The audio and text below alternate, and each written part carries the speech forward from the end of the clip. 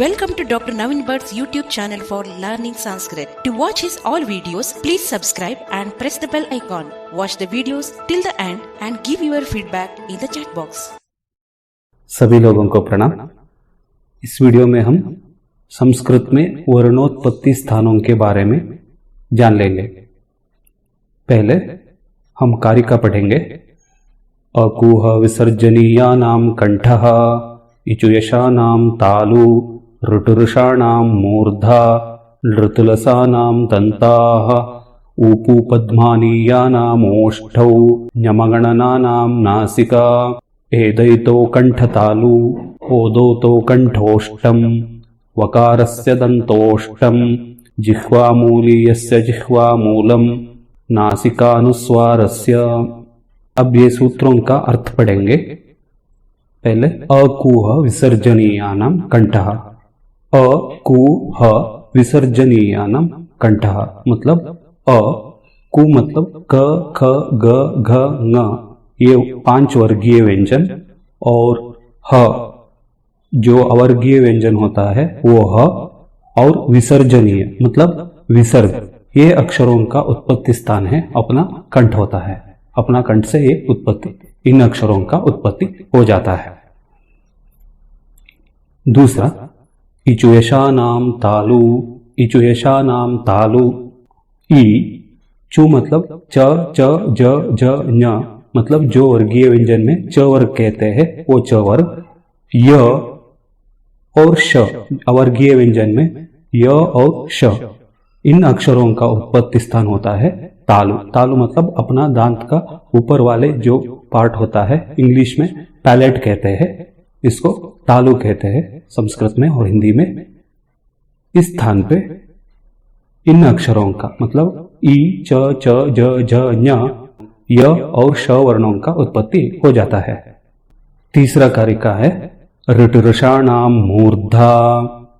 ऋटुरषाणां मूर्धा, र, ट, ट, ड, ड, न और र, श अवर्गीय व्यंजन में र और श, वर्गीय व्यंजन में ट वर्ग, अवर्गीय व्यंजन में र और श, इन अक्षरों का उत्पत्ति होता है मूर्धा।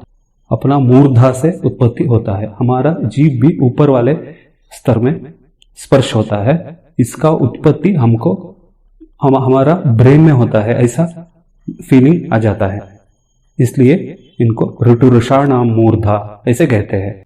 चौथा सूत्र है ऋतुलसानां दन्ताः। लृ स्वर में लृ, त, त, द, द, न मतलब त वर्ग। ल और स अवर्गीय व्यंजन में ल और स, इन अक्षरों का उत्पत्ति होता है दांत से। दंताः मतलब अपना ये सामने वाले दंत को जीभ का स्पर्श होता है, इसलिए ऋतुलसानां दंता ऐसा वाले सूत्र दिया गया है। ऊपू पद्मानीयानाम् ओष्ठौ। ऊ स्वर में ऊ, पु मतलब प, प, ब, भ, म, उपध्मानीय। उपध्मानीय बोले तो विसर्ग के सामने जब प और फ वर्ण आता है तब उनको उपध्मानीय कहते हैं।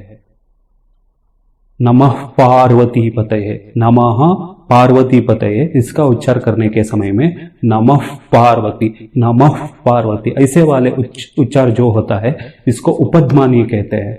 इन अक्षरों का उत्पत्ति स्थान है ओष्ठ, मतलब ओठों से इन अक्षरों का उत्पत्ति हो जाता है।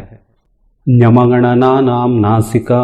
ञ, म, ङ, न, न मतलब वर्गीय व्यंजन में 5वां अक्षर जो होता है वो सभी अक्षरों का उत्पत्ति स्थान होता है हमारा नाक, नासिका से उत्पत्ति हो जाता है। एदैतो कंठतालु मतलब ए और ऐ, इन अक्षरों का उत्पत्ति स्थान 2 जगह पे होता है, वो है कंठ और तालु। हमारा कंठ का इस्तेमाल भी हो जाता है, तालु का भी इस्तेमाल हो जाता है, सो इसलिए एदैतो कंठतालु। ओदौतो कंठोष्टम। ओ और औ इन अक्षरों का उत्पत्ति के लिए हमारा कंठ भी इस्तेमाल हो जाता है, हमारा ओठों से भी ये अक्षरों का उत्पत्ति होता है। वकारस्य दंतोष्टम। वकार, वकार का उच्चार के समय पे हमारा दांत को जीभ का स्पर्श होता है, इसके साथ हमारा ओठों का भी इस्तेमाल हो जाता है। जिह्वामूली यस्य जिह्वामूलम, जिह्वामूलीय अक्षरों का उत्पत्ति हमारा जीभ का मूल से हो जाता है। जिह्वामूल बोले तो जब विसर्ग के सामने ख और ख, अल्पप्राण क और महाप्राण ख, इन अक्षरों का आगमन होता है, उस समय पे हम जो शब्द उच्चार करेंगे उसको जिह्वामूल कहते हैं।